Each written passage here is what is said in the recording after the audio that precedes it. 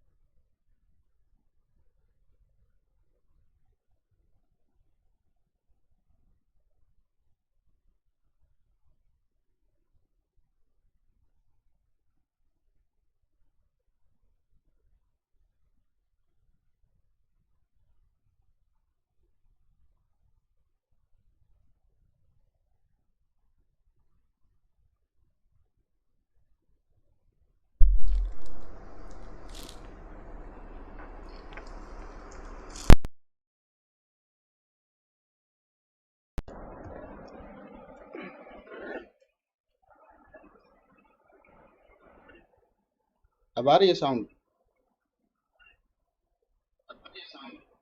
अब आ रही है।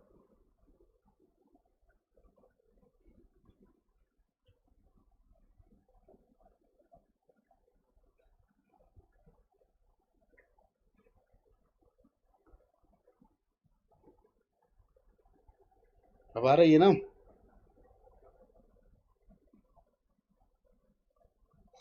आज जल्दी बताओ, अब आ रही है ना साउंड? हाँ चलो ठीक है, तो स्टार्ट करते हैं। अब कोई इशू नहीं है साउंड का। अब आगे पढ़ते हैं।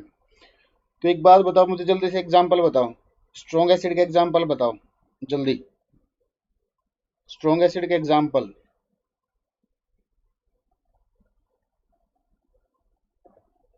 Examples of strong acid.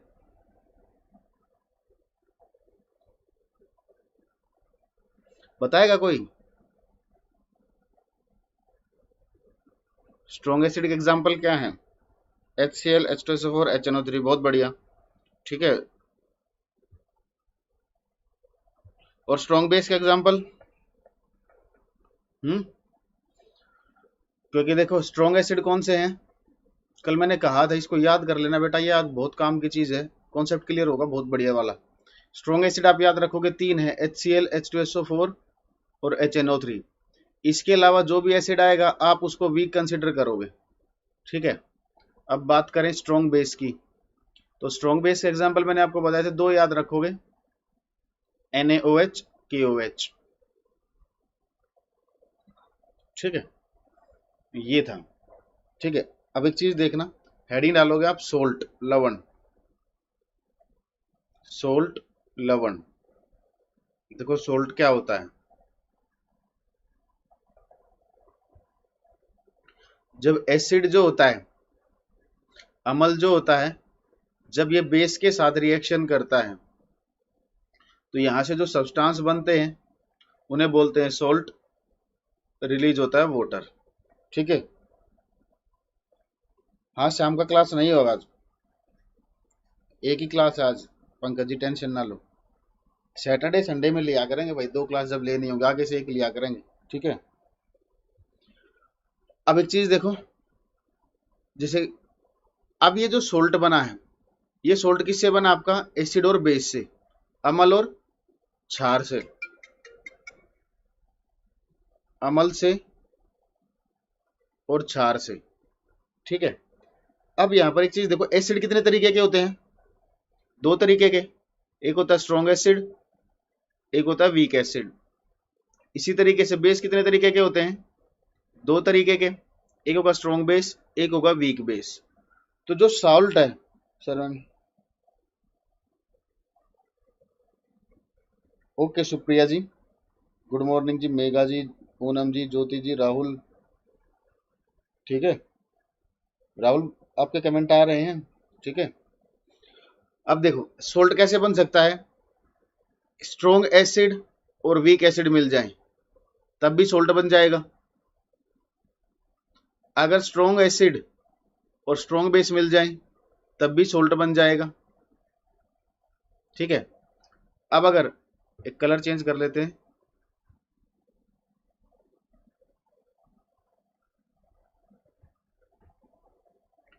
अगर वीक एसिड और स्ट्रॉन्ग बेस लें तब भी सोल्ट बन जाएगा,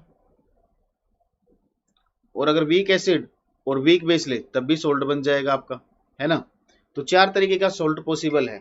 तो पेपर में क्या होता है, आपसे कोई भी सोल्ट देकर पूछेंगे ये कौन से एसिड और कौन से बेस का सोल्ट है, यानी कि स्ट्रॉन्ग एसिड वीक बेस का है या वीक एसिड स्ट्रॉन्ग बेस का है, ठीक है। तो इस तरीके से आपसे क्वेश्चन बनते हैं।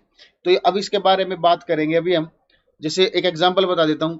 अच्छा, जब एसिड और बेस रिएक्ट करते हैं तो यहां से एसिड बेस रिएक्ट करके ये जो सोल्ट बन रहे हैं, इस सोल्ट फॉर्मेशन को बोलते हैं हम न्यूट्रलाइजेशन रिएक्शन। तो ये जो रिएक्शन होती है इसका नाम क्या होता है आपका, ये होती है न्यूट्रलाइजेशन रिएक्शन, उदासीनीकरण अभिक्रिया, न्यूट्रलाइजेशन रिएक्शन, उदासीनीकरण अभिक्रिया, न्यूट्रलाइजेशन रिएक्शन, उदासीनीकरण अभिक्रिया, उदासीनीकरण अभिक्रिया,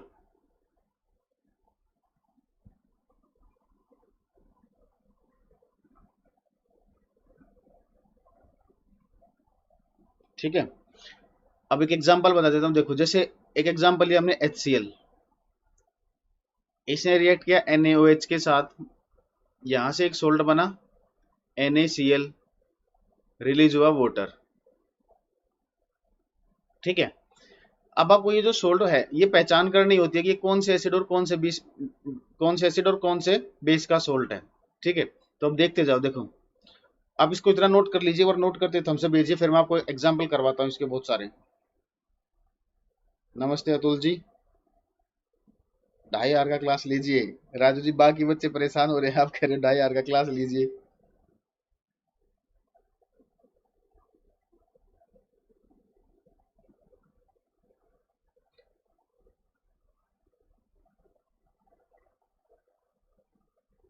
हाँ जी आयुष जी, क्लास 15 है।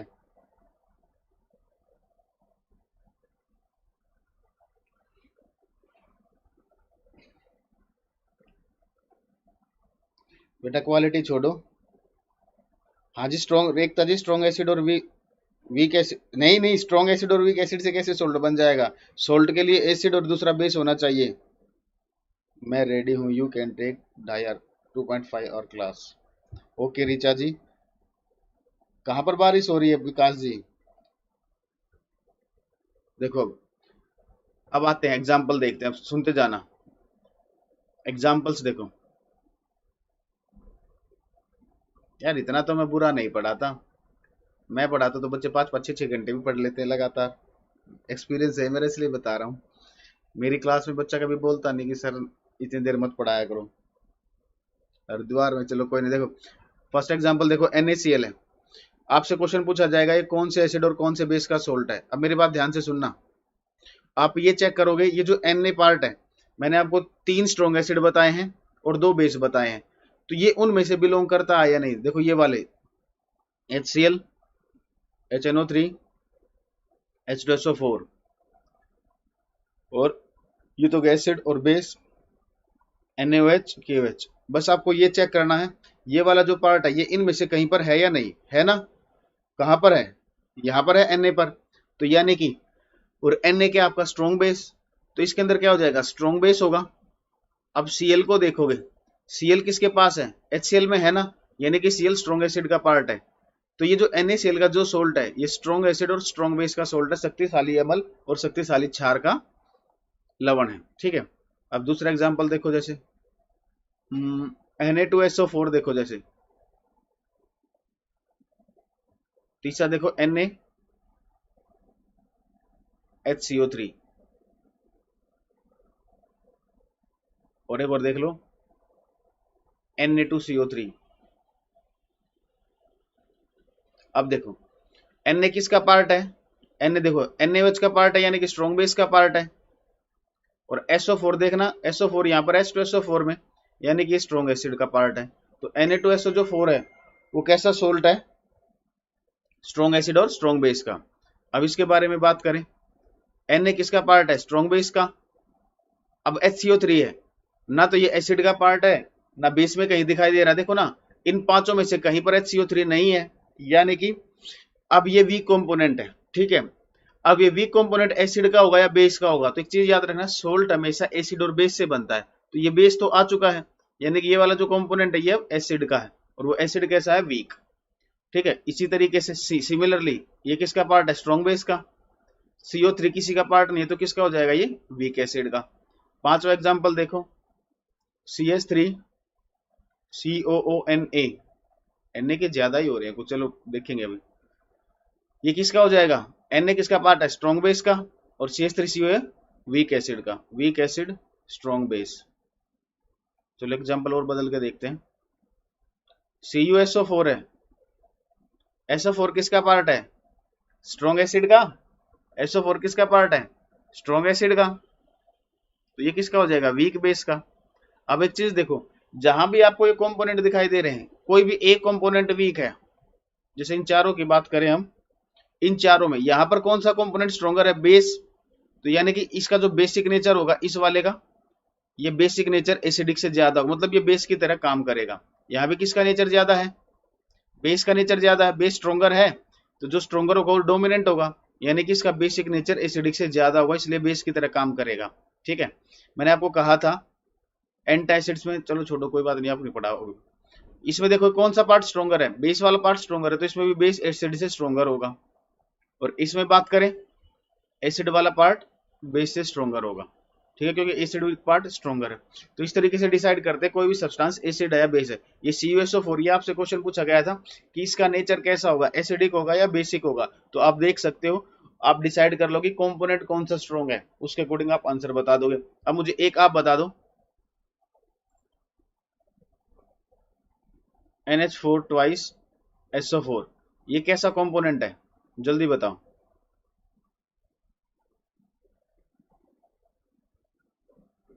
एसिड एसिड से कहां साल्ट बना दिया भाई, कौन कह रहा है एसिड से सॉल्ट बना दिया, अरे कहां बना दिया एसिड एसिड से सॉल्ट।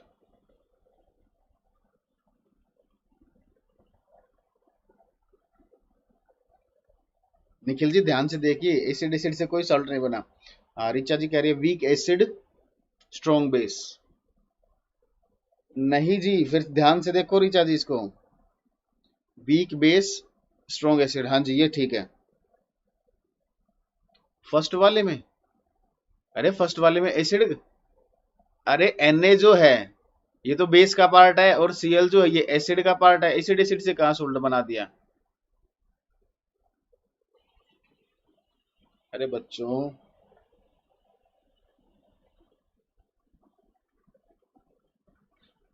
हाँ तो स्ट्रॉन्ग एसिड स्ट्रॉन्ग बेस से तो बन ही जाएगा salt. Strong acid strong base से, यार कहाँ कह रहे हो, पहले वाले में तो स्ट्रॉन्ग बेस है स्ट्रॉन्ग एसिड है, ठीक तो लिखा है पिछली वाली स्लाइड में, कहाँ है स्ट्रॉन्ग एसिड। अच्छा अच्छा अच्छा अच्छा अच्छा, अरे भाई ये गलती हो गई, अच्छा ये वाला नहीं होगा, ये होगा ऐसे, ठीक कह रहे हो। हाँ वो गलती से बाय मिस्टेक से बन गया। सही कह रहे हो।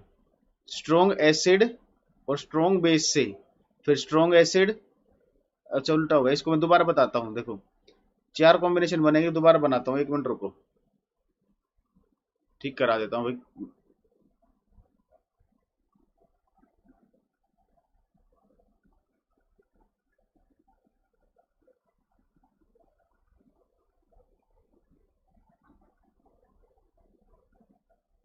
ये तो रब भी नहीं हो रहा, चलो कोई बात नहीं, इसको अलग से बताता हूँ। देख, अच्छा ये गलती से बन गया भाई, देखो यहाँ से बनाते हैं। Strong acid, weak acid, strong base, weak base. ठीक है, यहाँ बनाओगे स्ट्रॉन्ग एसिड, स्ट्रॉन्ग बेस से सोल्ट बनेगा, स्ट्रॉन्ग एसिड वीक बेस से सोल्ट बनेगा, वीक एसिड स्ट्रॉन्ग बेस से सोल्ट बनेगा, वीक एसिड वीक बेस से सोल्ट बनेगा। ऐसे बनाने हैं, समझ गए होगे वैसे भी आप। ठीक है, ऐसे बनेंगे सोल्ट, वो गलती से हो गया। ठीक है,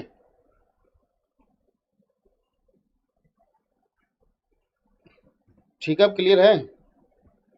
ठीक है, अब इसका आंसर बताओ। देखो SO4 किसका पार्ट होगा? स्ट्रॉन्ग एसिड का। NH4 देखोगे, ये कहीं पर दिख रहा है आपको? इन पांचों में से कहीं पर है ये? कहीं नहीं है ना, यानी कि ये क्या होगा आपका? Weak base. ये हो जाएगा वीक बेस, ये होगा स्ट्रॉन्ग एसिड। ठीक है, इस केस में क्या होगा? एसिडिक नेचर ज्यादा होगा बेसिक से। इस तरीके से क्लियर है या नहीं? Great chemistry teacher, thank you Nikesh ji. कोई नहीं जी, लेट हो गए, जल्दी बताओ।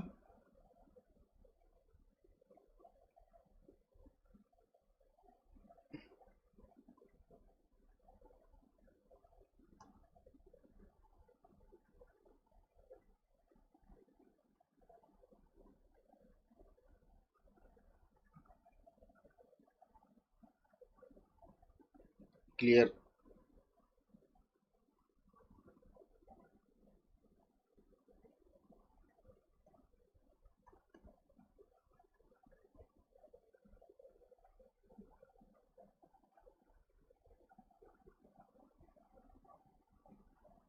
ठीक है, चलो।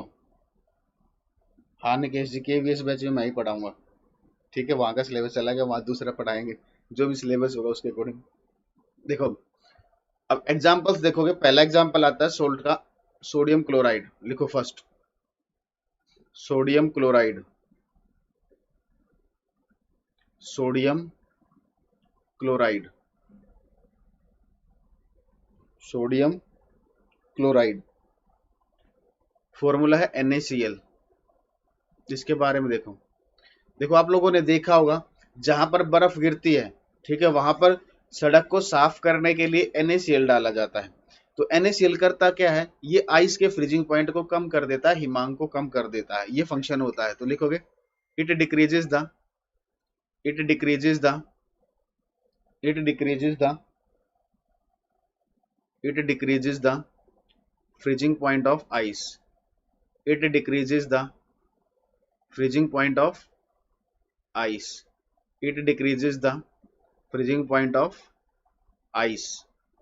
यह बर्फ के, यह बर्फ के हिमांक को कम करता है, यह बर्फ के हिमांक को कम करता है, यह बर्फ के हिमांक को कम करता है। ठीक है,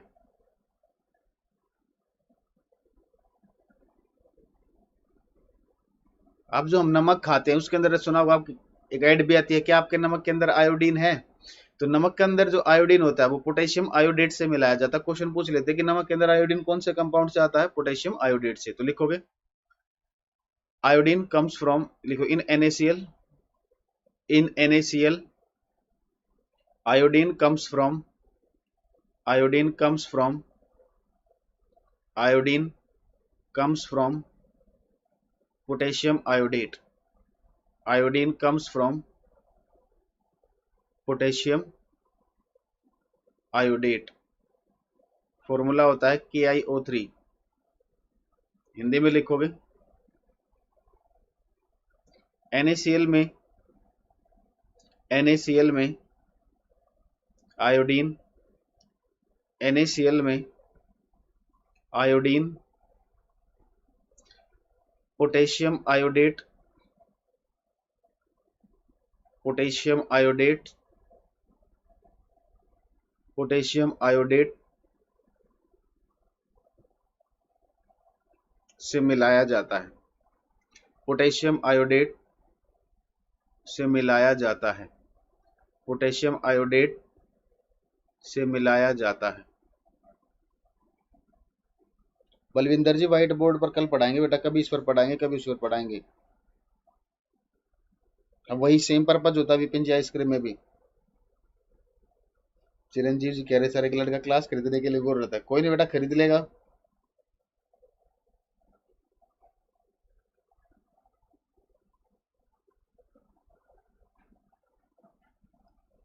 ठीक है, अरे ऑर्गेनिक आएगी सुबीर जी, टेंशन क्यों ले रहे हो। ठीक है, आगे देखो। अब पसीना जो होता है, हमें जो पसीना आता है उसके अंदर क्या होता है, NaCl होता है। टूथपेस्ट में भी NaCl होता है, तो लिखोगे इन sweat and toothpaste, in sweat and toothpaste, in sweat and toothpaste NaCl is present, NaCl is present, NaCl is present। आप घर में रहकर ही पढ़ाओ, लोग तो ऐसे ही बोलते हैं दिल्ली में बहुत कोरोना है, बिल्कुल सही बात है।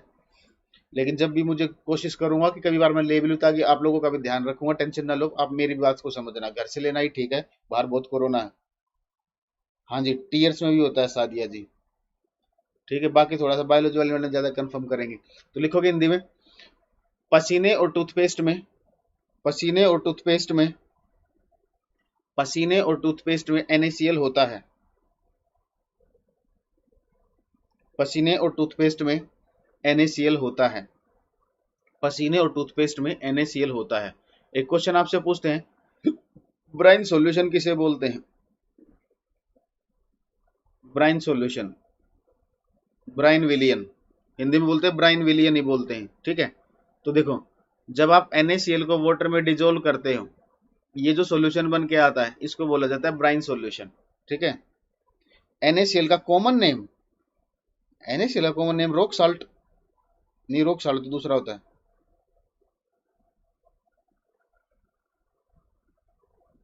ऑप्शन बताइए आयुषी जी एक बार, एक मैं बता दूंगा।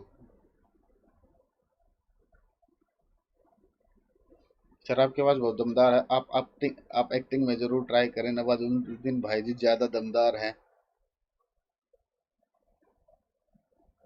नवाजुद्दीन भैया ज्यादा दमदार है आपकी आवाज। अरे थैंक यू बलविंदर जी। आदर्श जी यहाँ पर कोई ब्लू प्रिंट नहीं होता बेटा, ये चैप्टर इतने नंबर का आएगा। ठीक है, यहाँ कोई ब्लू नहीं है, साधारण नमक बोलते हैं, हाँ सिंपल सॉल्ट साधारण नमक बोलते हैं। ठीक है,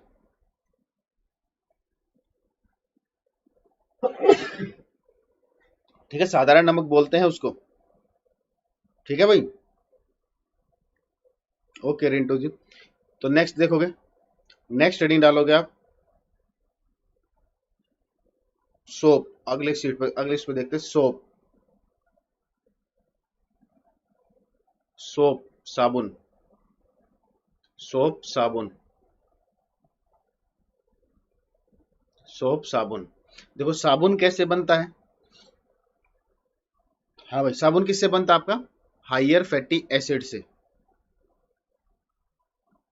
हायर फैटी एसिड्स, उच्च वसीय अम्ल,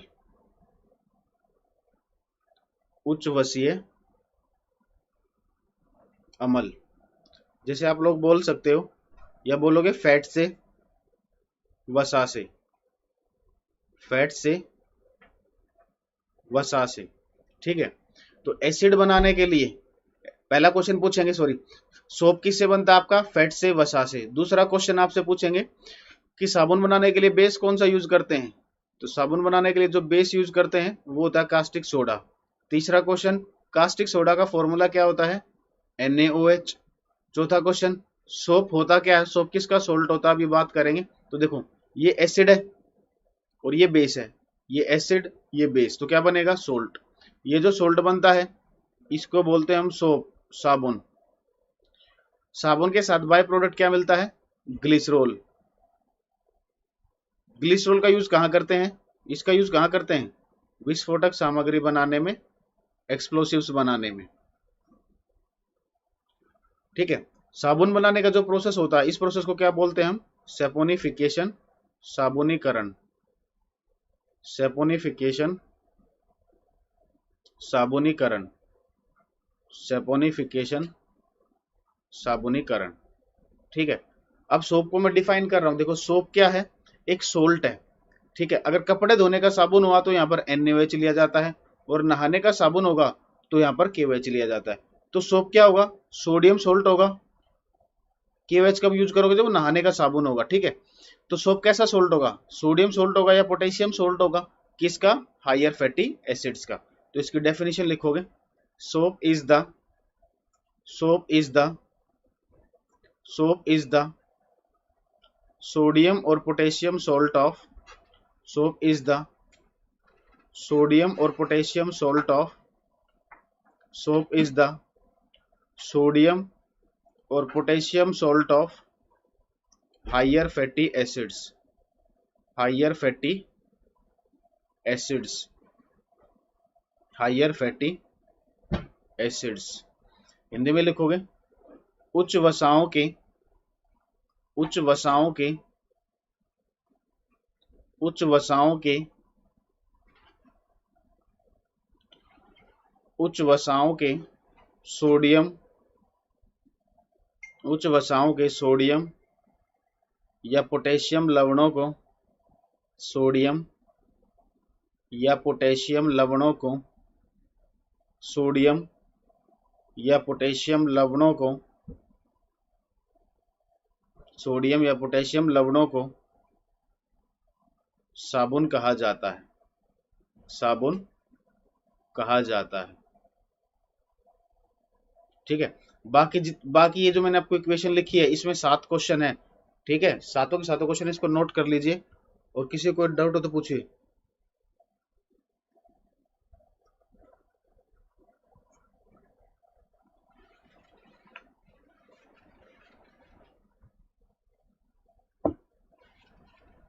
सर ऐसे भी अच्छे से समझ में आता है, व्हाइट बोर्ड से भी बेटर। हाँ जी एकता जी, मेरा भी यही मानना है कि इस पर ज्यादा बेटर लग रहा मुझे भी। बस वो मन की बात हो रही है, मन मन की सुन रहे हो। साल्ट आप बताते हैं, चलो देखो सोल्ट इसके बारे में बात करेंगे। एक बार इसको इतना नोट कर लिया, भी बताता हूँ सोल्ट न्यूट्रल होगा या नहीं।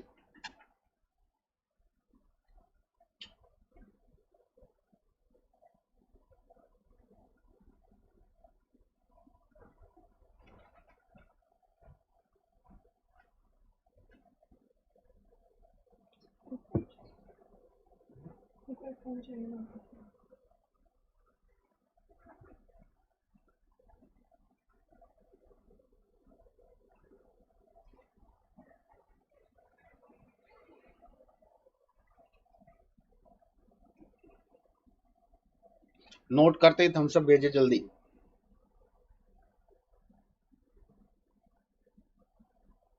गुलशन जी आ रहे हैं आपके कमेंट। चलो,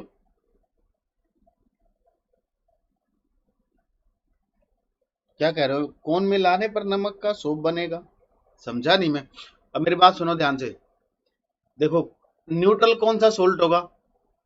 देखो, स्ट्रॉन्ग एसिड और जो स्ट्रॉन्ग बेस के जो सोल्ट होते हैं ना, ये न्यूट्रल होते हैं। बाकी कोई न्यूट्रल नहीं होगा, क्योंकि इसमें क्या होगा, जितना स्ट्रॉन्गर एसिड है, जितना स्ट्रॉन्गर एसिड है उतना ही स्ट्रॉन्गर बेस है। तो एसिड बेस दोनों का न्यूट्रलाइजेशन हो जाएगा, तो इसलिए ये न्यूट्रल होंगे। लेकिन अब ये जो सोल्ट्स आ रहे हैं, इनका इसका पीएच क्या होगा? कौन सा कैरेक्टर ज्यादा है? बेसिक कैरेक्टर ज्यादा है ना। तो जिसमें बेसिक कैरेक्टर ज्यादा होगा, इनका पीएच आपका 7 से ज्यादा आएगा, और इनका पीएच क्या होगा? आपका 7 से कम होगा। लिख लीजिए इसको भी आप, ऐसे भी क्वेश्चन पूछ लेंगे पीएच कितना होगा।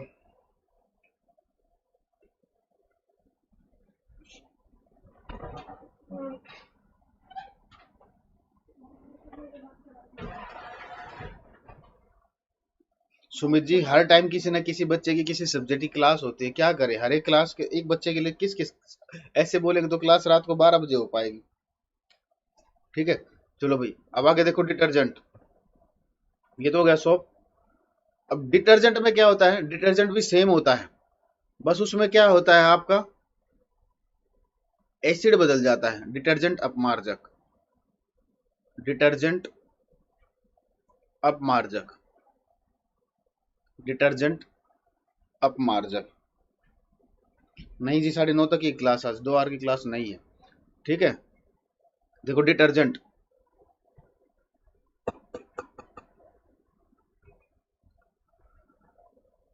अब जैसे सोप बनता था, देखो सोप में क्या था, यहाँ पर फैटी एसिड्स होते थे। सोप के अंदर क्या है? फैटी एसिड्स होते हैं। डिटर्जेंट के अंदर क्या होता है? सल्फोनिक एसिड होता है। तो क्वेश्चन आपसे पूछेंगे डिटर्जेंट जो होते हैं ये, इट इज द सोडियम और potassium salt of, it is the sodium और potassium salt of, it is the sodium और potassium salt of higher fatty acids, higher fatty acids. Hindi में लिखोगे sodium, sorry higher fatty acid नहीं भाई, sulphonic acid of, sulphonic acids of, sulphonic acids लिखोगे हिंदी में। Sulphonic अम्लों के, sulphonic अम्लों के, sulphonic अम्लों के, सल्फोनिक अम्लों के सोडियम और पोटेशियम लवणों को, सल्फोनिक अम्लों के सोडियम या पोटेशियम लवणों को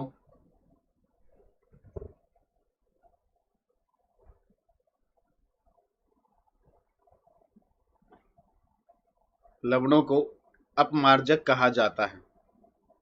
लवणों को अपमार्जक कहा जाता है, अपमार्जक कहा जाता है। अब यहां से क्वेश्चन पूछा जाता है,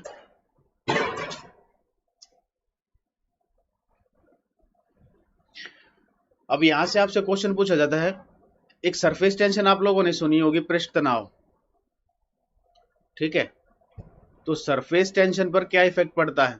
मतलब आप किसकी सरफेस टेंशन की बात कर रहे हैं? हम वाटर की सरफेस टेंशन की बात कर रहे हैं। क्वेश्चन ये कि वाटर के अंदर जब आप डिटर्जेंट मिक्स करोगे तो वाटर की सरफेस टेंशन पर क्या इफेक्ट आएगा? वाटर की सरफेस टेंशन इंक्रीज होगी या डिक्रीज होगी? बताओ जल्दी। वाटर की सरफेस टेंशन इंक्रीज होगी या डिक्रीज? हेमंत जी, डिक्रीज।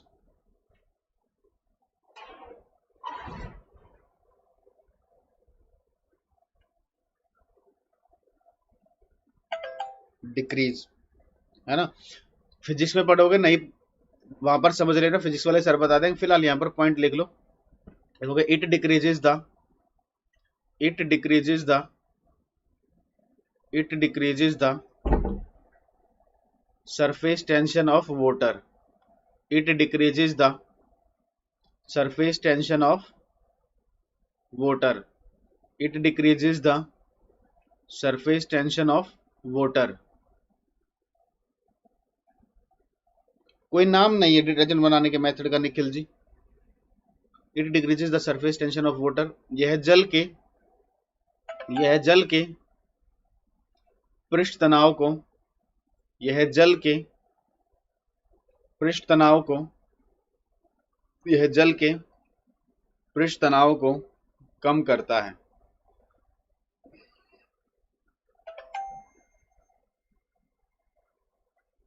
ठीक है, अब मुझे एक चीज बताओ। हाँ रिचा जी, मैंने फिजिक्स आपको पढ़ाई है ना, उसमें उसमें मैंने आपको वीओडी में मैंने कहा था ना, जो वीओडी देखने के लिए, उसमें पढ़ा रखा है ये टॉपिक। साइंस स्पेशल में दूसरे मतलब अलग अलग टीचर भी तो है ना फिजिक्स के, बात ये है भी, आपके बैच में मैंने पढ़ाई है।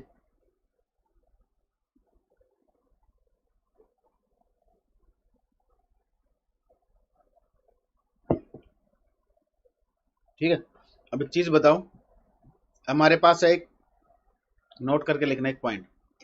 हमारे पास हार्ड वाटर है, एक सैंपल है, मतलब एक कंटेनर में हार्ड वाटर है और दूसरे कंटेनर में सॉफ्ट वाटर है। सैंपल दे रखे हैं हमें, लिखा नहीं हुआ कि उसके ऊपर एक कठोर जल एक मृदु जल है, कहीं किसी पर लिखा नहीं हुआ कि कौन सा कठोर है कौन सा मृदु है। तो आपको ये पता लगाना है कि कौन सा कठोर जल होगा कौन सा मृदु जल होगा। तो ये पता लगाने के लिए आप सोप का यूज करोगे या डिटर्जेंट का? हाँ जी, बताओ जल्दी।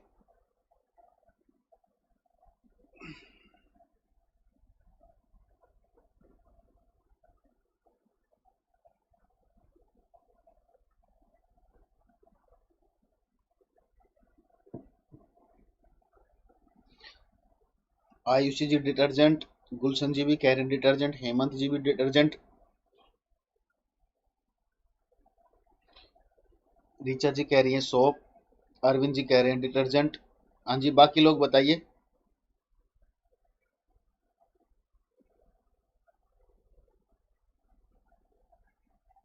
मूर्खो एक बात बताओ, डिटर्जेंट जो होते हैं ये हार्ड वाटर में भी काम करते हैं सॉफ्ट वाटर में भी काम करते हैं। आपने डिटर्जेंट को हार्ड वाटर में डाला उसमें भी झाग बन जाएंगे, सॉफ्ट वाटर में डाला मृदु जल में डाला उसमें भी झाग बन जाएंगे। तो पता कैसे चलेगा? तो सोप से पता करेंगे, क्योंकि सोप को अगर आप हार्ड वाटर में डालोगे तो झाग नहीं बनेंगे। तो सोप डालो दोनों में, जिसमें झाग बन गए वो सॉफ्ट वाटर हो गया और जिसमें झाग नहीं बने वो हार्ड वाटर हो गया, है ना? तो स्टेटमेंट लिखना, hard water, hard water and soft water, hard water and soft water, hard water and soft water can be distinguished, can be distinguished, can be distinguished by soap। Hindi में लिखोगे, कठोर जल और मृदु जल में अंतर, कठोर जल और मृदु जल में अंतर, कठोर जल और मृदु जल में अंतर,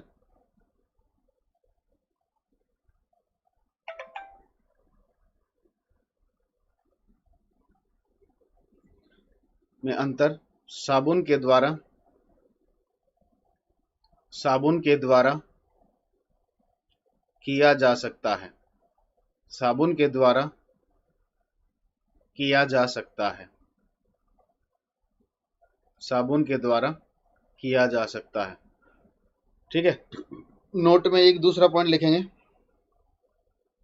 नोट में दूसरा पॉइंट लिखेंगे। देखो जैसे दूसरा पॉइंट है, हार्ड वाटर है कठोर जल है, ये है हार्ड वाटर कठोर जल।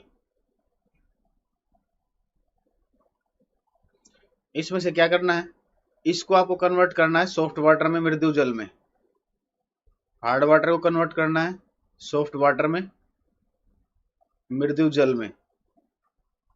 तो ये जो प्रोसेस है इस प्रोसेस का नाम क्या होता है? Softening of water. ये आपसे क्वेश्चन पूछा जाता है तो इसको बोलते हैं सॉफ्टनिंग ऑफ वाटर, ऐसे लिख लीजिए इसको, सॉफ्टनिंग ऑफ वाटर, जल का मृदुकरण, सॉफ्टनिंग ऑफ वाटर, जल का मृदुकरण।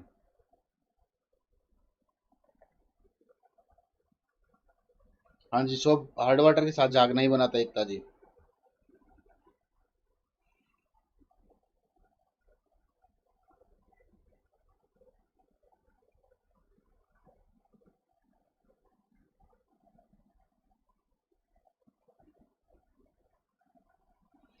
प्रभु जी कह रहे हैं सर फिजिक्स का क्लास लाओ सर, वीओडी, वीओडी क्यों लाइव ही ले आएंगे बेटा, वीओडी क्यों लाएं, लाइव ले आएंगे कोई बात नहीं। ठीक है, अब फोर्थ एग्जांपल देखो, बहुत इंपॉर्टेंट है, sodium benzoate, sodium benzoate, sodium benzoate, इसका फॉर्मूला क्या होता है? C6H5COONA। बहुत ही इंपॉर्टेंट है, ये हर पेपर में आता है। तो सोडियम बेंजोएट जो होता है ये काम क्या करता है, सुनो। जैसे अनाज वगैरह होता है तो अनाज को खराब होने से बचाने के लिए यूज किया जाता है सोडियम बेंजोएट का। ठीक है, ये क्या करता है, अनाज को, ग्रेन को खराब होने से बचाता है। और जो सब्सटेंस फूड आइटम्स को खराब होने से बचाते हैं उसे क्या बोलते हैं हम, प्रिजर्वेटिव। तो ये फूड प्रिजर्वेटिव के रूप में यूज होता है। तो लिखोगे it is used, it is used, it is used as a, it is used as a food preservative, it is used as a food preservative. इसका प्रयोग, इसका प्रयोग, इसका प्रयोग खाद्य संरक्षण में किया जाता है। इसका प्रयोग खाद्य संरक्षण में किया जाता है। इसका प्रयोग खाद्य संरक्षण में किया जाता है। इसका प्रयोग खाद्य संरक्षण में किया जाता है। ठीक है, तो भाई ये था आपका एसिड बेस सोल्ट वाला चैप्टर। अब ये कंप्लीट हुआ है। अब किसी को कोई डाउट हो वो बताओ, अच्छे से समझ में आया या नहीं। इतना कंटेंट पढ़ाया आप लोगों को, इतना कंटेंट ढूंढने से भी नहीं मिलेगा। ठीक है, हाँ, नहीं नहीं, एकता जी अलग होता है, D2O हैवी वाटर होता है, हार्ड वाटर अलग होता है।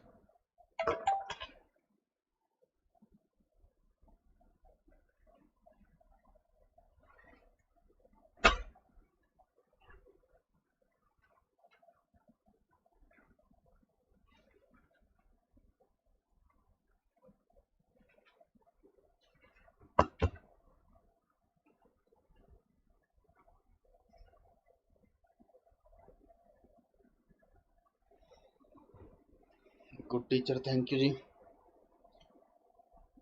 अरे D2O आपके सिलेबस में नहीं है विकास जी।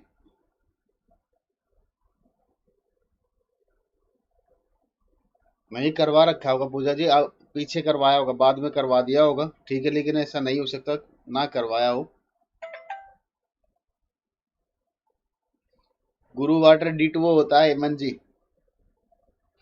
NaCl को जब वाटर में डालते हो तो वो जो सॉल्यूशन बन के आता है उसको बोलते हैं brine solution. Strawberry colour moon is going to appear today से, okay. Exam oriented question sir आप ज्यादा करवाए हैं। एग्जाम ओरिएंटेड ही पढ़ा रहे हैं बेटा।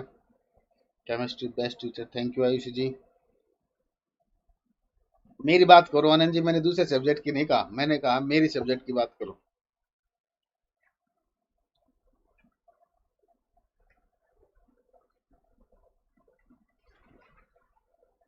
ठीक है, अगला चैप्टर स्टार्ट करें।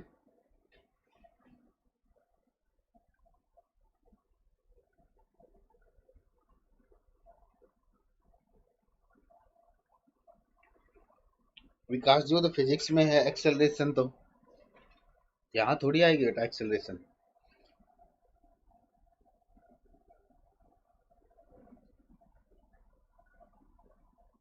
छोरी यहाँ से कल वाली वीडियो नहीं देखी होगी आपने, स्ट्रॉन्ग एसिड वीक एसिड वाली।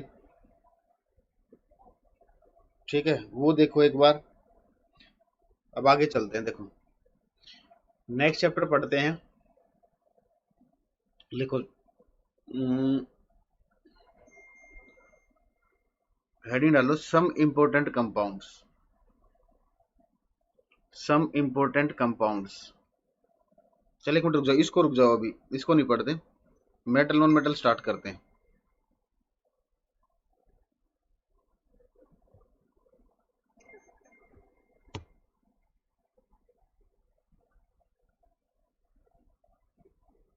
निखिल जी पीएच के और न्यूमेरिकल करवाने हैं, चलो करा देते हैं। लिखो, चलो पीएच के क्वेश्चन करा देते हैं भाई, कह रहा बच्चा, क्या पता आ जाए। तो नोट करके फिर एक चीज याद रखोगे, एक चीज लिखो, properties of logarithm.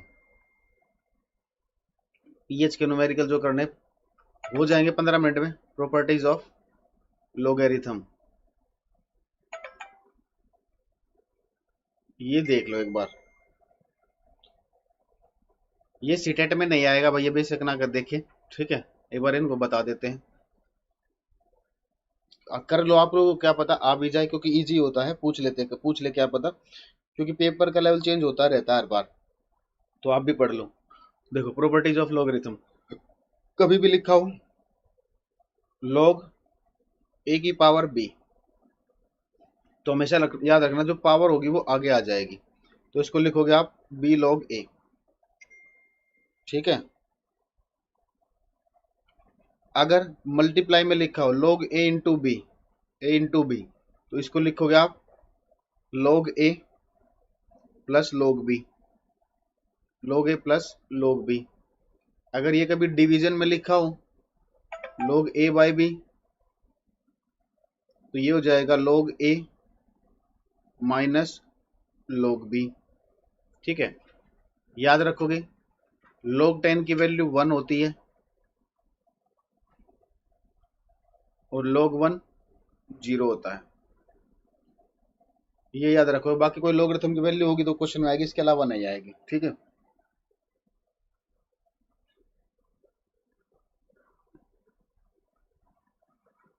Mamata ji previous question आप लगा के देखिए, सारे हो जाएंगे। ठीक है। अब क्वेश्चन देखो,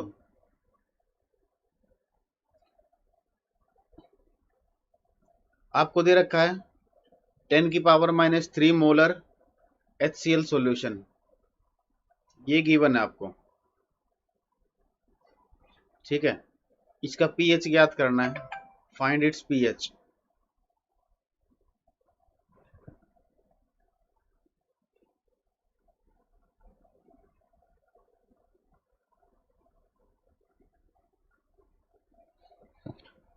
अब एक चीज देखना, देखो सॉल्यूशन देखो इसका। HCl जो होता है ये एक स्ट्रॉन्ग एसिड होता है, अभी मैंने बताया। तो ये सारा का सारा किस में टूट जाएगा, H पॉजिटिव में और Cl नेगेटिव में। इनिशियली देखो इसके पास कितनी कंसंट्रेशन थी, 10 की पावर माइनस 3 थी इसकी इनिशियल कंसंट्रेशन। ठीक है। कितनी थी, 10 की पावर माइनस 3। तो स्टार्टिंग में HCl जब तक टूटा नहीं था तो ये कितने हो जाएंगे, 0 0। ठीक है। अब HCl ने टूटना स्टार्ट किया तो ये स्ट्रॉन्ग एसिड है, मैंने कहा था कंप्लीटली डिसोसिएट हो जाएगा। तो जब ये इन आयंस में टूट जाएगा तो HCl तो बचेगा ही नहीं, यानी कि फाइनली ये कितना हो जाएगा, 0। अब ये कितना बनेगा, ये कितना बनेगा, देखो इसका कोएफिशिएंट कितना, 1। तो ये इसका कोएफिशिएंट कितना है, 1। तो यानी कि जितना ये टूटेगा उतना ये बनेगा, ये कोएफिशिएंट पर डिपेंड करता है। तो ये कितना बन जाएगा, 10 की पावर माइनस 3। इसके बारे में देखना, देख लो, नहीं तो कोई जरूरत नहीं, हमें सिर्फ H प्लस से मतलब होता है, क्योंकि पीएच का फॉर्मूला क्या होता है, negative logarithm of H plus, negative logarithm of H plus. और H प्लस की वैल्यू कितनी है, 10 की पावर माइनस 3। ठीक है। अभी मैंने पढ़ाया था जो पावर होती है ये क्या होगी, ये आगे आ जाएगी। तो माइनस 3 log 10, log 10 कितना होता है, देखो ऊपर लिखवा रखा, log 10 कितना होता है, 1। तो वैल्यू कितनी आ जाएगी, 3। अब किसी को डाउट हो तो पूछो। एक क्वेश्चन और करेंगे, 2 तरह के क्वेश्चन करेंगे, उसके बाद जरूरत नहीं पड़ेगी, काफी होंगे पीएच के क्वेश्चन, मैंने कुछ पहले करा दिए हैं।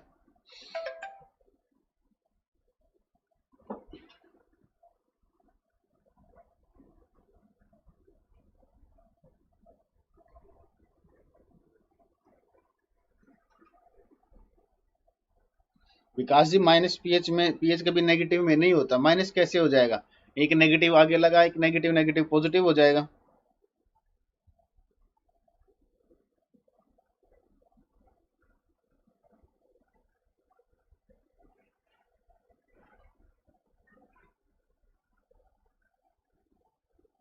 एक बार और समझा दे, कोई नहीं, दूसरा क्वेश्चन देखते हैं, दूसरे क्वेश्चन में समझो, जिसको समझ में आ गया वो आंसर बताना। लिखोगे find the pH of, find the pH of, find the pH of 5 into 10 raised to the power minus 3 molar H2SO4 solution.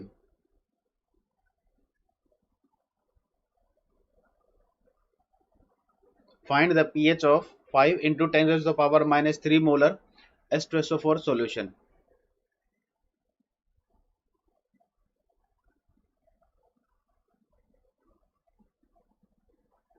Hindi वाले लिख लोगे 5 गुणा 10 की पावर माइनस 3 मोलर H2SO4 विलियन का पीएच ज्ञात कीजिए। हिंदी वाले ऐसे भी लिख सकते हैं, इतना लिखोगे बस, पीएच ज्ञात कीजिए। विकास जी कह रहे 15। एक बात बताओ, पीएच 15 हो सकता है कभी? है? पीएच 15 हो सकता है? उसकी रीडिंग कहाँ से कहाँ तक होती है? बड़े अच्छे से पढ़ा है मैंने, 0 to 14 होता है, तो 0 से ना तो कम होगा कभी, ना 14 से ज्यादा होगा।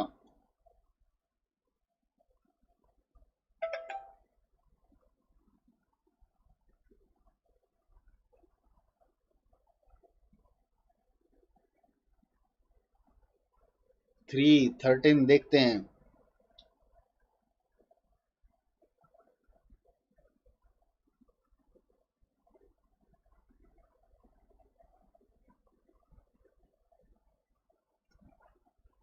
एक अच्छा, इसके बाद एक अच्छा क्वेश्चन और बताऊंगा आप लोगों को, देखना। देखो भाई, तोड़ना मैंने आप लोगों को सिखाया है, आपको पीएच के लिए H प्लस पता होना चाहिए। H2SO4 है, ये कैसे टूटेगा ये मैंने आप लोगों को बता चुका हूं। 2H positive, SO4 -2। तो H2SO4 की स्टार्टिंग में कितनी वैल्यू है? 5 इंटू 10⁻³ है। और इनकी कितनी है? 0 0 होगी ना शुरुआत में, जब तक ये नहीं ये टूटना स्टार्ट नहीं करेगा तो बनेंगे कहां से? ठीक है, अब इसने टूटना स्टार्ट किया, तो जब ये टूटेगा तो पूरा टूटेगा, क्योंकि ये स्ट्रॉन्ग एसिड है। तो जब ये सारा का सारा टूट जाएगा तो H2SO4 बचेगा? नहीं बचेगा, क्योंकि किस में कन्वर्ट हो जाएगा? H प्लस आयंस में और SO4 आयंस में। अब देखो यहां पर 1 है, अगर ये 1 है तो ये कितने बनेंगे? 2 बनेंगे ना। तो अगर ये इतना टूटेगा, ये इतना टूटेगा तो कितना बनेगा? इसका डबल बनेगा ना। तो 2 इंटू 5 इंटू 10⁻³ तो ये वैल्यू कितनी आ जाएगी? 10⁻²। तो निकाल लो पीएच अब, negative logarithm of H plus ion. तो 10⁻², अब ये -2 आगे आ जाएगा, एक माइनस पहले है, -2 आगे आ गया, log 10 1 हो जाएगा, तो वैल्यू कितनी आ जाएगी? 2।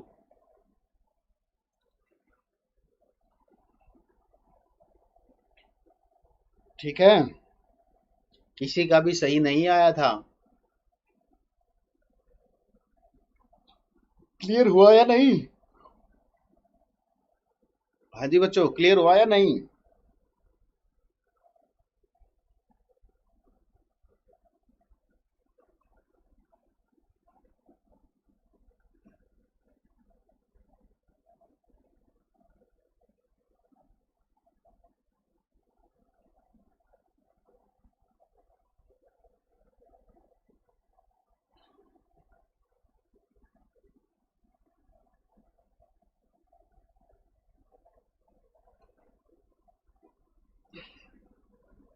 चलो मुझे एक बात बताओ,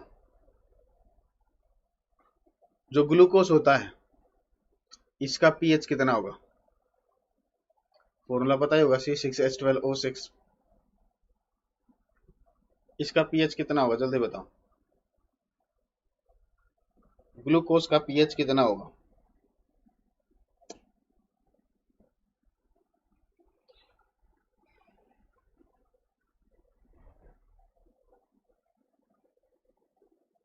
विकास जी कह रहे 8.5। हाँ जी, बाकी लोग आंसर नहीं बता रहे आप लोग आज। नहीं पता, बहुत बढ़िया। अब ये कोई जरूरी है कि हर सब्सटेंस का पीएच हो? कोई जरूरी थोड़ी है हर सब्सटेंस का पीएच होगा, है ना। पीएच तो उसी का होगा ना जो आयंस में टूटेगा। ग्लूकोज तो कभी आयंस में टूटता है नहीं, तो इसके लिए पीएच का कॉन्सेप्ट एग्जिस्ट ही नहीं करता। ठीक है, पीएच डज नॉट एग्जिस्ट, लिख लोगे नोट करके अलग से, ऐसे ऐसे। ठीक है, तो जो चीज आयंस में नहीं टूट सकती उसके लिए पीएच का कॉन्सेप्ट होगा ही नहीं। गुड मॉर्निंग सर जी, हम लाइव क्लास नहीं कर पाते हैं, बट आप बहुत ही मस्त टीचिंग कराते हैं, अब लगता है कि सच में ही कोई क्लास कर रहे हैं। ओ थैंक यू अभिषेक जी।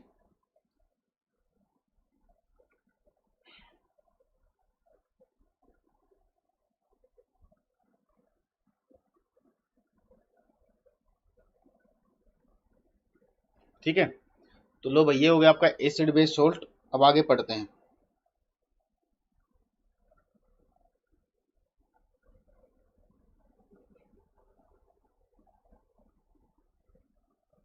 जो साइंस स्पेशल 7 है, न्यूमेरिकल वाले टॉपिक जो है बिल्कुल लास्ट में कर लेंगे। ठीक है, पहले थ्योरेटिकल वाले पूरे कर लेते हैं। मोल कॉन्सेप्ट क्योंकि थोड़ा डिटेल में कराएंगे, वो आपको सेपरेट ही पढ़ाना, किसी बैच के साथ मर्ज नहीं करना है। ठीक है, हाँ जी, मोलर मास और मोलिकुलर मास एक ही होते हैं। ठीक है, तो मोल कॉन्सेप्ट वगैरह जो होते हैं और जो वो बाद में पढ़ाऊंगा, टेंशन ना लो। ठीक है, अब आगे पढ़ते, चलो ये लिखो, यही कर लेते हैं। सम इम्पोर्टेंट कंपाउंड, हेडिंग डालो, some important compounds, some important compounds, कुछ महत्वपूर्ण यौगिक, मोलरिटी वोलरिटी भी पढ़ाऊंगा आगे। सम इम्पोर्टेंट कंपाउंड्स, कुछ महत्वपूर्ण यौगिक, कुछ महत्वपूर्ण यौगिक।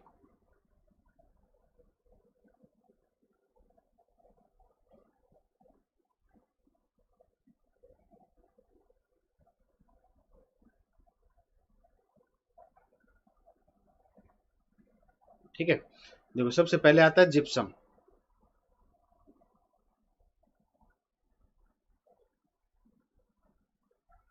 तो जिप्सम का जो फॉर्मूला होता है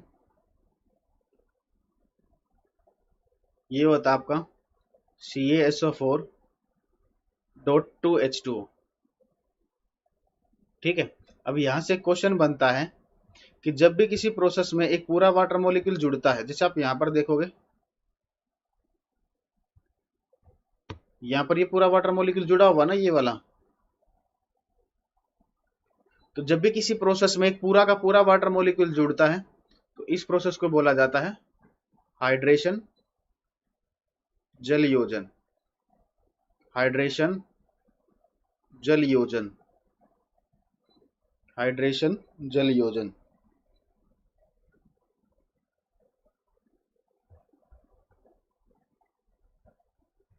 ठीक है, अब इसका केमिकल नेम लिखोगे तो केमिकल नेम क्या लिखोगे? Calcium sulphate, calcium sulphate. 2 के लिए क्या लिखोगे? डाई, H2O के लिए हाइड्रेट, तो कैल्शियम सल्फेट डाइहाइड्रेट।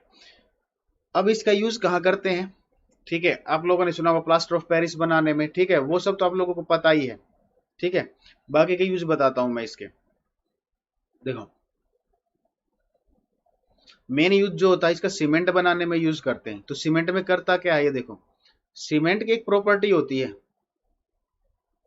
सीमेंट जैसे ही वाटर के कांटेक्ट में आती है, सीमेंट जैसे ही वाटर के कांटेक्ट में आती है तो क्या होती है? ये हार्ड हो जाती है।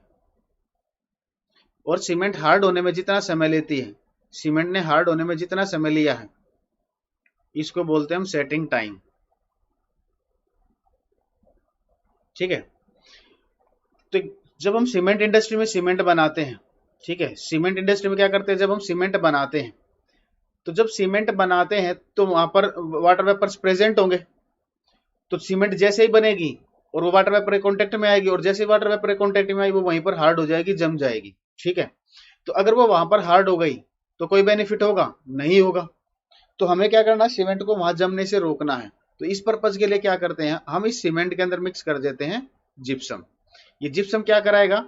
इस सीमेंट को जल्दी जमने से रोकता है, सेटिंग टाइम को डिले कराता है। तो लिखोगे it delays the, it delays the, it delays the setting time of cement, it delays the setting time of cement. यह सीमेंट को जल्दी जमने से रोकता है, यह सीमेंट को जल्दी जमने से रोकता है। पंकज जी भी तो बहुत बची हैं क्लासेस, आप जल्दी बोलोगे मैं जल्दी कंप्लीट करा दूं, मुझे क्या इश्यू है।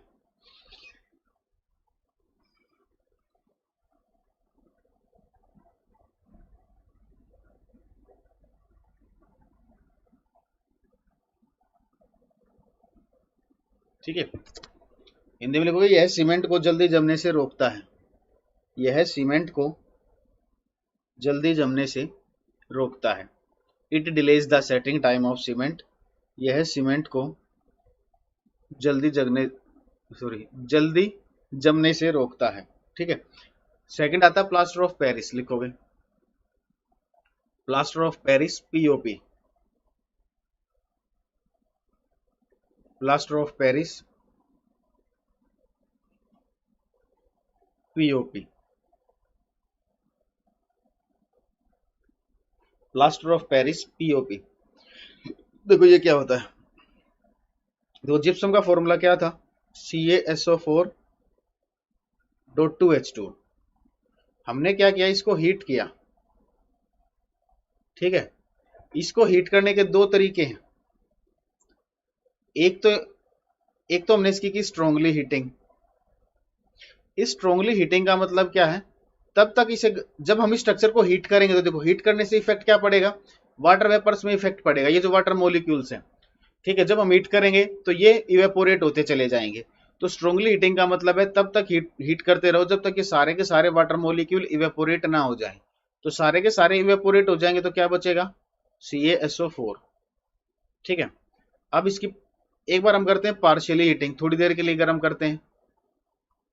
तो जब पार्शियली हीटिंग करेंगे तो इसमें से कुछ वाटर मॉलिक्यूल इवेपोरेट हो जाएंगे, कुछ बच जाएंगे।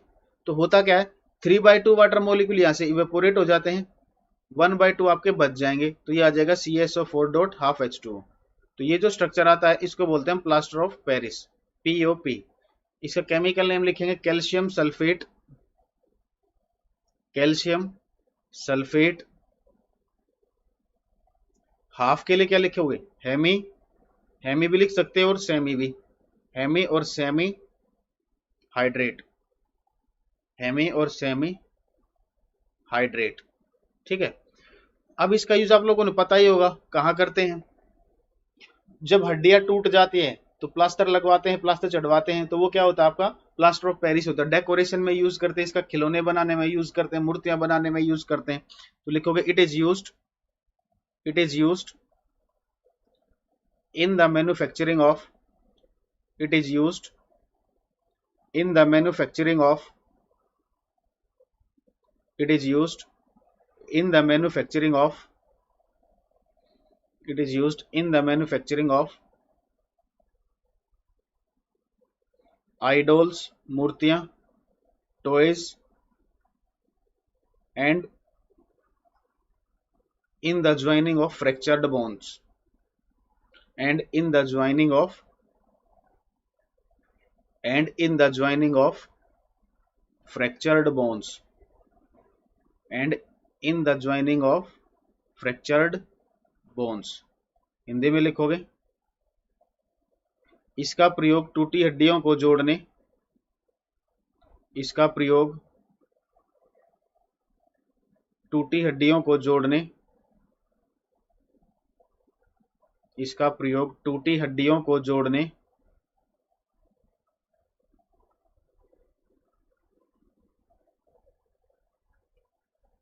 जोड़ने, खिलौने,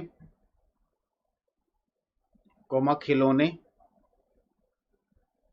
और मूर्तियां बनाने में किया जाता है, खिलौने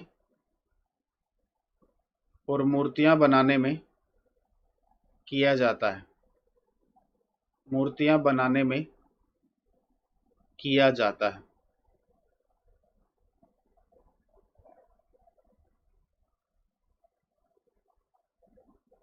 ठीक है, नोट कर लीजिए।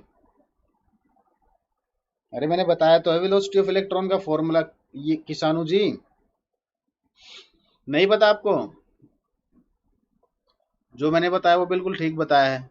मैंने ये बताया था आपको वेलोसिटी ऑफ इलेक्ट्रॉन क्या होती है, 2.16 इंटू 10⁸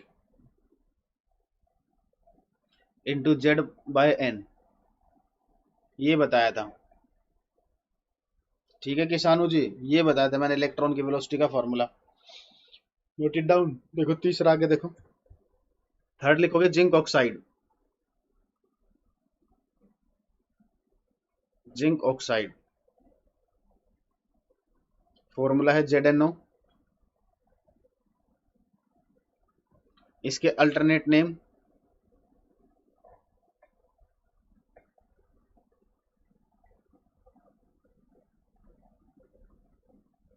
एक तो इसको बोलते हैं फिलोसफर वूल, डायरेक्ट क्वेश्चन पूछा जाता है, फिलोसफर वूल किसे बोलते हैं? जिंक ऑक्साइड को, फिलोसफर वूल। दूसरा नाम है इसका flower of zinc, flower of zinc. Cream लगाने के बाद गोरे हो जाते हो ना, है ना? क्रीम लगाने के बाद कुछ देर के लिए गोरे हो जाते हो ना। मैं उनकी बात नहीं कर रहा जिन पर क्रीम का कोई असर नहीं होता, ठीक है? तो कुछ टाइम के लिए क्रीम लगाने के बाद गोरे हो जाते हैं। तो बेसिकली मैं बात कर रहा हूँ सनस्क्रीन की। जो सनस्क्रीन होती है, सनस्क्रीन के अंदर कौन सा सब्सटेंस होता है आपका? ये जिंक ऑक्साइड। सनस्क्रीन जो बनती है उसे बनाने में इसका यूज किया जाता है। तो लिखोगे it is used, it is used, it is used in the manufacturing of, it is used in the manufacturing of, it is used in the manufacturing of sunscreen। इसका प्रयोग सनस्क्रीन बनाने में किया जाता है। देखोगे इसका प्रयोग सनस्क्रीन बनाने में किया जाता है, इसका प्रयोग सनस्क्रीन बनाने में किया जाता है। It is used in the manufacturing of sunscreen, इसका प्रयोग सनस्क्रीन बनाने में किया जाता है। ठीक है। फोर्थ देखोगे पोटाश एलम फिटकरी, पोटाश एलम फिटकरी, पोटाश एलम फिटकरी। ठीक है। तो ये जो पोटाश एलम होती है इसका फॉर्मूला क्या होता है? K2SO4, K2SO4 Al2 SO4 का होल थ्राइस .24H2O। ठीक है। इसका यूज कहाँ करते हैं हम? प्यूरिफिकेशन ऑफ वाटर में। दूसरा, कट वगैरह लग जाता है तो ब्लीडिंग को रोकने के लिए एंटीसेप्टिक के रूप में इसका यूज करते हैं। As a antiseptic, Hindi medium वाले ऐसे लिख लेना इसको, एंटीसेप्टिक के रूप में, एज ए एंटीसेप्टिक, एंटीसेप्टिक के रूप में। दूसरा, दूसरा एज एंटीसेप्टिक, दूसरा जल के शुद्धिकरण में, in the purification of water, in the purification of water, जल के शुद्धिकरण में, जल के शुद्धिकरण में, जल के शुद्धिकरण में। ठीक है। हाँ जी।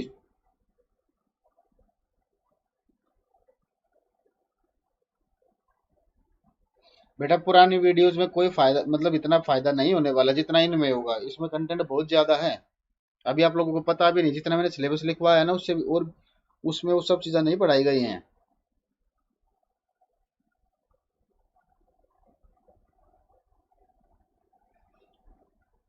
चंदन जी, आपको अनकंफर्टेबल फील हो रहा है तो पेपर जो क्लियर होता है ना, अपने कंफर्टेबिलिटी जोन से बाहर निकलोगे ना तब पेपर क्लियर होगा। जिस चीज में आप ज्यादा कंफर्टेबल रहते हो ना उसको छोड़ो बेटा, कैसे न कैसे करके पढ़ाई करो, कंफर्ट जोन छोड़ना ही पड़ेगा। फिफ्थ ब्लीचिंग पाउडर,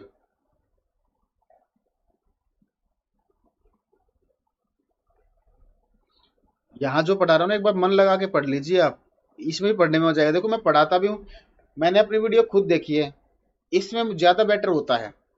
ठीक है, इसमें चीजें ज्यादा क्लियर होती हैं। रीचा जी सीटेट के लिए तो जरूरत नहीं, जितना पढ़ा रहा हूँ वो सीटेट का सिलेबस ही पढ़ा रहा हूँ। आप टेंशन क्यों ले रहे हो? आपको तो सिलेबस, उसकी टेंशन ना लो। अच्छा, जैसे आप पढ़ाएंगे वही पढ़ेंगे। थैंक्स सर, बहुत बढ़िया। चंदन जी, बस रिक्वेस्ट है बेटा पढ़ते रहिए, डाउट आए तो पूछिए। मैं नहीं चाहता कि मेरे पढ़ाए हुए बच्चे का सिलेक्शन ना हो। मैं नहीं चाहता उसे लगे कि सर ने केमिस्ट्री पढ़ाया था क्वेश्चन नहीं हुए मेरे, तो मैं, मेरी वजह से कभी सिलेक्शन नहीं रुकना चाहिए। ठीक है। देखो आगे, फिफ्थ ब्लीचिंग पाउडर विरंजक चूर्ण, ब्लीचिंग पाउडर विरंजक चूर्ण, ब्लीचिंग पाउडर विरंजक चूर्ण, ब्लीचिंग पाउडर विरंजक चूर्ण।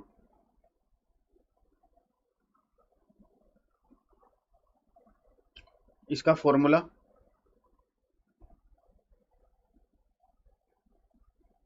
होता है CaOCl2। ठीक है, इसका नेम लिखोगे, chemical name calcium oxy chloride, calcium oxy chloride. ठीक है, पेपर में लेकिन इसका ये वाला नाम नहीं आता, इसका एक और नाम है, ये वाला आता है कैल्शियम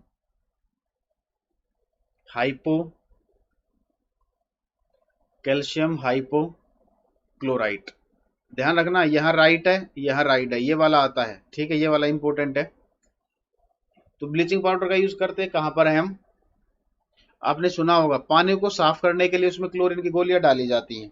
ठीक है, तो वो क्लोरीन की गोलियां करती क्या है? पानी से कीटाणुओं को मारती हैं। ठीक है, जो सब्सटेंस पानी से कीटाणुओं को मारता है उसको बोलते हैं हम डिसइंफेक्टेंट। डिसइंफेक्टेंट क्या होते हैं? जो सब्सटेंस पानी से कीटाणुओं को मारता है उसको बोलते हैं हम डिसइंफेक्टेंट, पीड़कनाशी। और पानी से कीटाणुओं को मारने का जो प्रोसेस होता है इसको बोला जाता है, ये आर है, sterilization of water. Sterilization of water. तो जब पानी में आप क्लोरीन की गोलियां डालते हो तो वो क्लोरीन की गोलियां करती क्या? पानी से कीटाणुओं को मारती है। यानी कि जो क्लोरीन है वो किसका एग्जाम्पल है? एक डिसइंफेक्टेंट का, पीड़क नाशी का। तो आपको पानी से कीटाणुओं को मारना तो उसमें क्या चाहिए? क्लोरीन गैस चाहिए बेसिकली।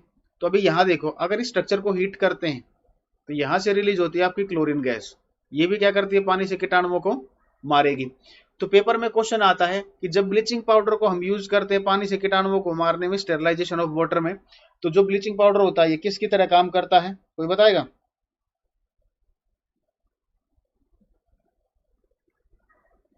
ठीक है, बताएगा कोई? क्वेश्चन ये, ब्लीचिंग पाउडर को, विरंजक चूर्ण को जब आप यूज करोगे पानी से कीटाणुओं को मारने में, स्टेरिलाइजेशन ऑफ वाटर में, तो ब्लीचिंग पाउडर किसकी तरह काम करेगा? हाँ जी, ब्लीचिंग पाउडर किसकी तरह काम करेगा? ये करेगा डिसइंफेक्टेंट की तरह। तो लिखोगे it acts as it acts as it acts as disinfectant it acts as disinfectant in the sterilization of water, in the sterilization of water, in the sterilization of water। Hindi में लिखोगे जल से कीटाणुओं को मारने में, जल से कीटाणुओं को मारने में, जल से कीटाणुओं को मारने में, जल से कीटाणुओं को मारने में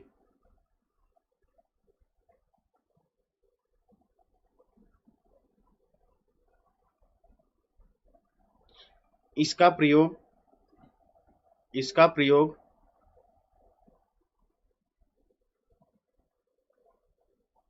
पीड़कनाशी के रूप में किया जाता है। इसका प्रयोग पीड़कनाशी के रूप में किया जाता है।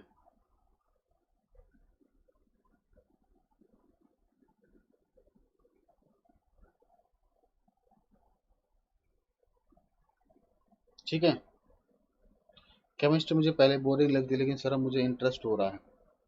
ओके नेहा जी, ऐसा ही होता है। एक्चुअली होता क्या है ना, कोई भी सब्जेक्ट बोरिंग इंटरेस्टिंग टीचर की वजह से होता है। अगर उसका पढ़ाया हुआ आपको समझ में आने लगा, ठीक है, तो आपको वो सब्जेक्ट इजी लगेगा। और उसका पढ़ाया हुआ अगर आपको समझ में नहीं आया तो वो सब्जेक्ट आपको बोरिंग लगेगा। ठीक है, यहाँ तक कोई डाउट?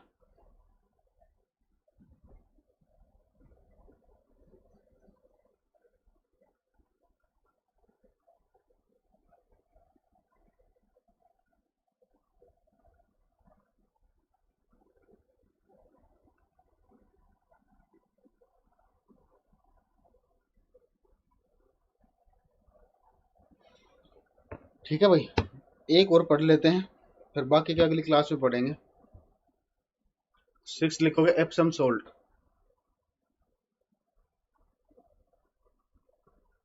एप्सम सोल्ट, आपको इसका फॉर्मूला याद रखना। फॉर्मूला होता है MgSO4.7H2। MgSO4.7H2O4। इसका यूज कहाँ करते हैं? देखो हिंदी में इंग्लिश में एक ही चीज बता रहा हूँ, एज ए परगेटिव यूज करते हैं इसका। ये परगेटिव का मतलब क्या होता है? जब आपको चोट लगती है, ठीक है, तो घाव वगैरह को साफ करने के लिए परगेटिव वो होते हैं substance used in cleaning wounds. घाव वगैरह को साफ करने में जो सब्सटेंस यूज होते हैं उन्हें बोलते हैं हम परगेटिव। हिंदी में लिख लोगे, इनका प्रयोग घाव को साफ करने में किया जाता है। इनका प्रयोग घाव को साफ करने में किया जाता है। इनका प्रयोग घाव को साफ करने में किया जाता है। ठीक है, तो आज इतना ही पढ़ लेते हैं। ठीक है, अगली क्लास भी होगी, आज मुझे भी जाना है। तो या अभी ये खत्म नहीं हुए, अभी और भी कंपाउंड पढ़ेंगे। किसी को कोई डाउट हो, कुछ पूछना हो तो बताओ। अच्छा सर, मेरे 12th में केमिस्ट्री और फिजिक्स में 98 97 और बहुत बढ़िया निखिल जी।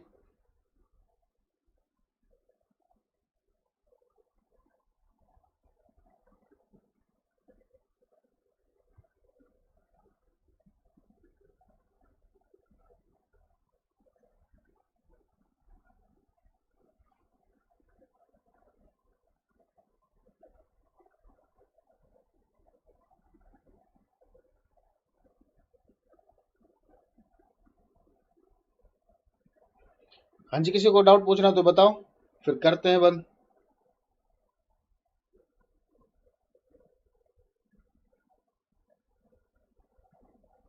आपका मन नहीं लगता पढ़ने में विकास जी? भाई छोड़ दो पढ़ाई बेटा, और क्या करेंगे? जब पढ़ने में मन नहीं लगता तो और कोई ऑप्शन क्या है?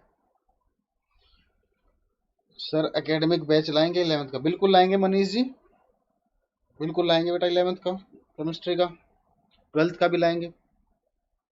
ठीक है, और ज्यादा डिमांड हुई तो नीट वाला भी लाएंगे, IIT वाला। अच्छा, मैं नवाजुद्दीन सिद्दीकी तरह लगता हूँ? थैंक यू ममता जी। ठीक है, तो बच्चों बाकी अगली क्लास में करते हैं, आज के लिए इतना ही। Thank you. नौकरी की जरूरत है तो विकास जी पढ़ना पड़ेगा ना। अगर नौकरी की जरूरत है तो पढ़ना तो पड़ेगा ही। तो ये चीज तो आप देखो ना, पढ़ाई कितनी जरूरी है। ठीक है, चलो भाई, ओके, अगली क्लास में